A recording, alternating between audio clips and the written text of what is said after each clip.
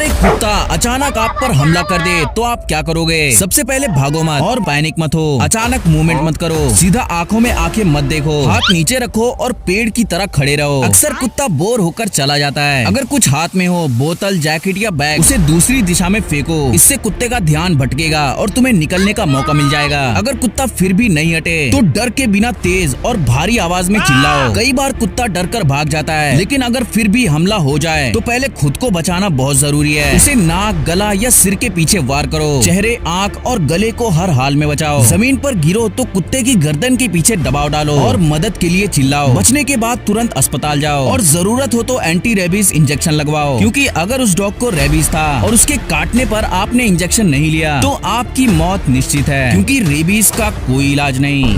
मान लो आप प्लेन में बैठ चुके हो और अचानक अनाउंसमेंट होती है, We are going to crash! अब ऐसे में डरने का कोई फायदा नहीं, क्योंकि आप तो वैसे भी टकराओगे ही। इसलिए ये चीजें याद रखो। सबसे पहले आप कहाँ बैठे हो ये मैटर करता है। कहा जाता है कि विंग के पीछे की सीट बहुत सेफ होती है, क्योंकि यही प्लेन का सबसे मजबूत हिस्सा होता है। नेक्स्ट, एग्जिट कितनी दूर है ये गिन लो। अंधेरा हो, धुआं हो तो भी रास्ता याद रहना चाहिए। नेक्स्ट, जूते मत उतारो। क्रैश के बाद जमीन पर कांच होगा, आग होगी। नंगे पैर मतलब सीधा खतरा। अब मान लो सिचुएशन सीरियस हो गई है तो सबसे पहले सीट बेल्ट कसकर बांध लो। ढीली बेल्ट मतलब टक्कर में सीधा उड़कर गंभीर चोट। अब जब प्लेन क्रैश होने वाली हो, रेस पोजीशन में आ जाओ। पैर जमीन पर मजबूती से टिके रहने चाहिए ताकि झटका कम लगे। अब सबसे इम्पोर्टेंट पार्ट, क्रैश के बाद अगर होश में हो तो एक सेकंड भी वेस्ट मत करो, सीधा एग्जिट की तरफ भागो और प्लेन से जितना हो सके दूर निकल जाओ, क्योंकि ज्यादातर लोग टक्कर से नहीं, आग और धुएं से मरते हैं और जो जल्दी सही फैसला लेता है वही बचता है।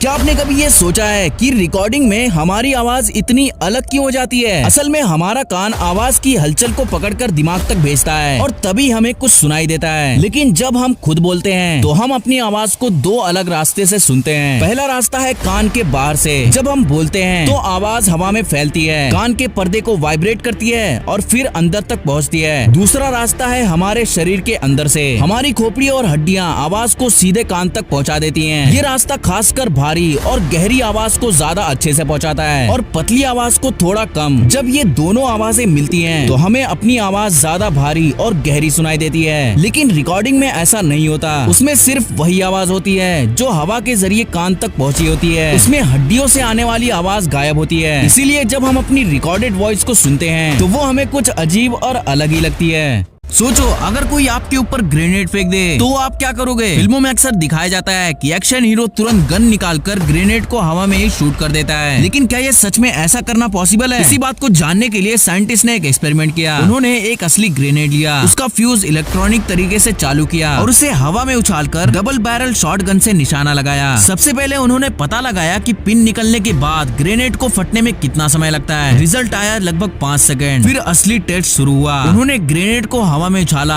और ठीक उसी समय शॉटगन से फायर किया और नतीजा चौंका देने वाला था। गोली लगने के बाद ग्रेनेड हवा में ही टूटकर बिखर गया और उसका एक्सप्लोसिव हिस्सा अलग हो गया। यानी ग्रेनेड वैसा नहीं फटा जैसे फिल्मों में दिखाया जाता है, बल्कि उसके टुकड़े चारों तरफ बिखर गए।